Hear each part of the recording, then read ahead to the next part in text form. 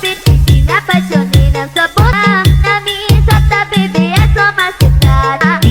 Paul Higata Remix.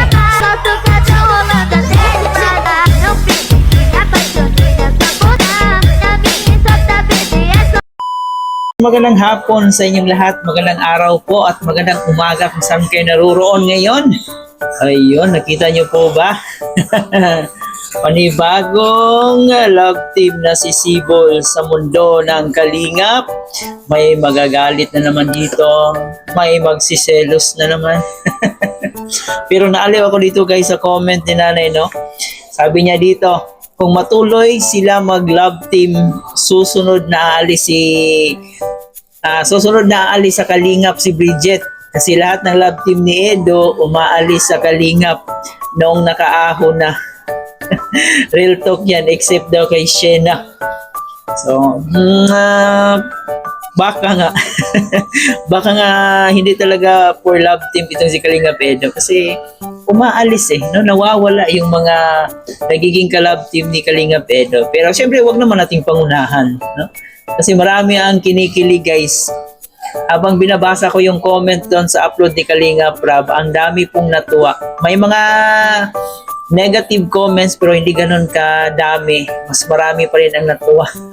Mas marami ang nag-aabang. Sabi nga nila dito, may isang sinabi dito na paasahin na naman daw tayo ni Kalingap Rab, baka hindi na naman daw itutuloy.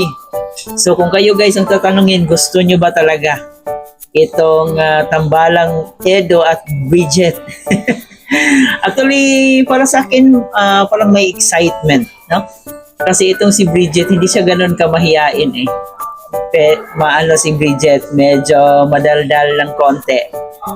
Unlike nung isa na umalis sa Kalingap, sobrang yung tipong hindi makabasag pinggan, pero nung umalis sa Kalingap, grabe. Hindi lahat ng tahimik ay talagang mababait. No? May ibang mga tahimik, pero nasa loob yung kulok. So tulad nung isa. So dito marami talaga ang nag-aabang, marami ang excited, no? So kung babasahin po natin yung mga comment guys, talagang positive na positive, no? Parang na-excite na kami. No? So Edo, wag mo siyang dadalhin sa liblib na lugar ha. Ayan, just kidding lang naman daw.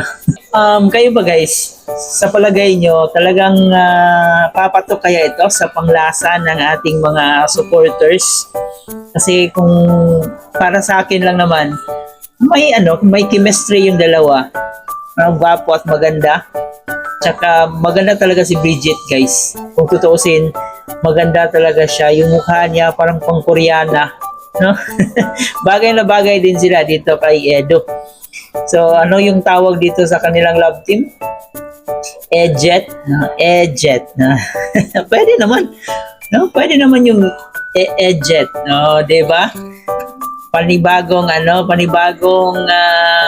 imamaraton na naman ng ating mga supporters ng Kalingap. Excited na rin po tayo guys para kay Kalingap Edo kasi baka ito na yung huling kalab team ni Papa Eds. Baka ito na yung pinaka-last na kalab team ni Papa Eds. Magiging na siya. Maging totoo na sana tulad ng Jomcar. Abangan natin guys, abangan natin to kasi for sure ay tatangkiligin talaga ito ng madlang people. So i-cheer natin, huwag nating pangunahan yung magiging takbo in the future. Tulad ng mga nababasa nating negative comments na may mga nagko-comment din kasi hindi maganda dito sa comment section ni Kalingap Rab sa kanilang dalawa. So huwag nating pangunahan. Baka kasi mas sisikat pa to doon sa nauna, doon sa EDC. Diba? Baka mas marami pang sponsor ang susuporta dito. So malay natin, no? Walang makapagsabi. Marami ang magmamahal dito sa tambalang Edo at saka Bridget. May mga nagsasabi rin dito guys na baka daw may magagalit. So for sure may magagalit talaga kasi may mga maiinggit, no? So yung mga maiinggit, alam na po natin yan kung sino sila. Sila yung mga hindi makamove on. Pero para sa akin, focus tayo if ever man itutuloy ni Kalingap Rab itong Tambalang Edo at saka Bridget. So, ating suportahan ito guys kasi maganda siya. No? Maganda siya sa panglasan, may karisma, yung kiligan talagang hindi rin magpapauli kasi may chemistry yung dalawa. So, kung tinitingnan pa lang nga natin na sumasayaw silang dalawa, may potential talaga na magiging maganda yung takbo ng kanilang love team, di ba? Suportahan na lang po natin guys. Suportahan natin, aabangan natin kung ano yung mangyayari. Tsaka natin husgahan pagkatapos. Para na rin kay Bridget, no?